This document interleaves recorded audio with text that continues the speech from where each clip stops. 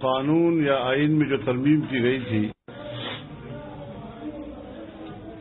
اس میں توسیع کرنے کی تجویز سامنے آ رہی ہے۔ قانون عارضی تھا اور صرف 2 سال کے لیے تھا۔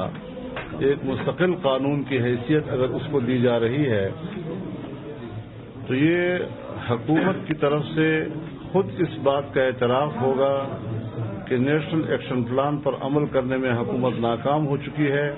ہم اس کو قانون نہیں کہہ سکتے جس قانون میں کسی کے خلاف امتیازی رویہ رکھا گیا ہو۔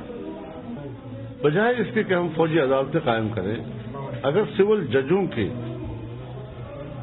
زندگی کو خطرہ ہے یا کوئی تھریٹ ہے، کیوں کر ہم ان کو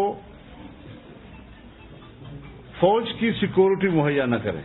ایسی عدالتیں قائم کرنا کہ جہاں ملزم جو ہے وہ خوف کے عالم میں پیش ہو، یہ بھی تو انصاف کے تقاضوں کے خلاف ہے۔ اور پھر جو واقعات سامنے آئے ہیں اس میں بے گناہوں کو پھانسیاں تک دی گئی ہیں۔ اس حوالے سے اس کو مزید توسیع دینا یہ قرین مصلحت نہیں ہوگا۔ میں یہ امید کرتا ہوں کہ آپ